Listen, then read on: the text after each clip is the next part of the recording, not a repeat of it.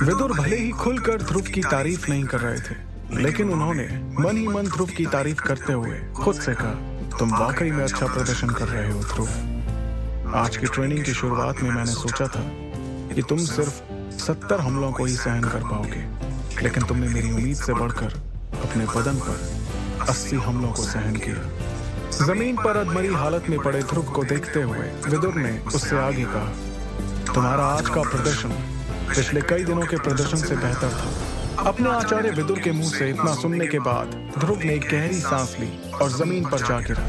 कुछ देर बाद जब उसके शरीर में अपने पैरों पर खड़े होने की हिम्मत आई तो उसने अपनी आंखें खोली। उसने ट्रेनिंग वाले अपने कपड़े उतारकर पास की चट्टान पर रख दिए और दोबारा उन्हीं कपड़ों को पहनने लगा जिसमें वो आया था। कपड़े पहनते वक्त जब जब उसके कपड़े मार वाली जगह को छूते, उसके मुंह से दर्द से कराने की आवाज निकलती और वो तड़प उठता।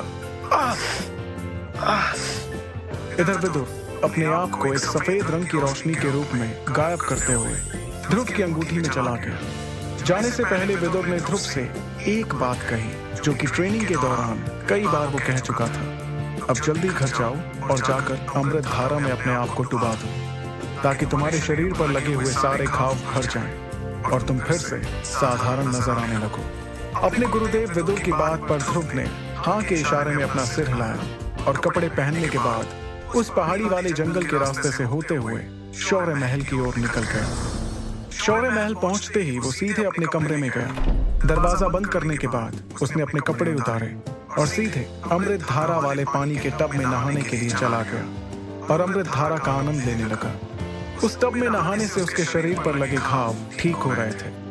कुछ देर के बाद उसने अपने शरीर को पूरी तरह से टब में छोड़ दिया। इस दर्दनाक ट्रेनिंग सेशन को सहन करने के बाद ध्रुव अपने शरीर और दिमाग दोनों से पूरी तरह से थक चुका था। इस थकावट की वजह से कुछ ही देर में उसे टब में ही नींद आ गई। जब ध्रुव गहरी नींद में सो रहा था तब अमृत धारा अपना असर दिखा रही थी। वो ध्रुव के शरीर की उन सभी मांसपेशियों को मजबूती दे रही थी जो उस कठिन और दर्दनाक ट्रेनिंग के दौरान कमजोर हो गई थी।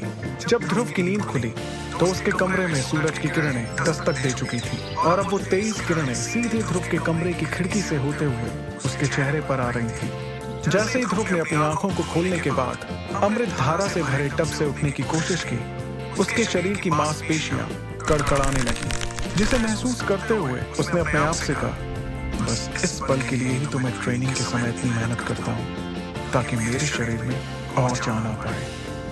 इतना कहते हुए जैसे ही ध्रुव अमृत धारा से भरे हुए उस टब से बाहर निकला तो उसने देखा कि टब में अमृत धारा वाले हरे रंग के पानी ने अपना रंग बदल दिया। अब उसमें हरे रंग के पानी की जगह पूरी तरह साफ पानी दिखाई दे रहा था। उस पानी को देखकर ध्रुव ने खुद से कहा, मुझे अमृत धारा का और इंतजाम करने के बारे में भी ध्यान रखना जरूरी है। ये सोचते हुए कुछ ही देर में ध्रुव आईने के सामने जाकर खड़ा हो गया। उसे अपने अंदर एक अलग ही शक्ति महसूस हो रही थी। ध्रुव ने अपने आप को आईने में देखकर खुश होते हुए खुद से कहा, अब आखिरकार मैं शक्ति के 5वें सितारे पर हूँ, अब मैं नहीं रुकूंगा। आधे महीने में शक्ति का चौथा सितारा और फिर अगले 1.5 महीने में शक्ति के 5वें सितारे को पाना पहले वाले ध्रुव के लिए नामुमकिन था। जिस तरह से ध्रुव अपनी शक्ति को बढ़ाने के लिए कड़ी मेहनत कर रहा था, उसे देखकर ऐसा लग रहा था कि अगले साल तक उसके लिए अपनी शक्ति को 7वें सितारे पर ले जाना कोई ज्यादा मुश्किल का काम नहीं होगा।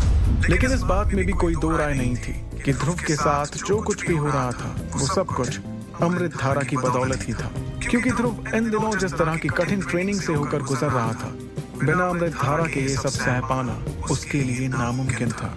और शायद बिना अमृत धारा के तो वो ऐसी ट्रेनिंग करते हुए 7वें सितारे तक पहुंचने से पहले ही मर सकता था।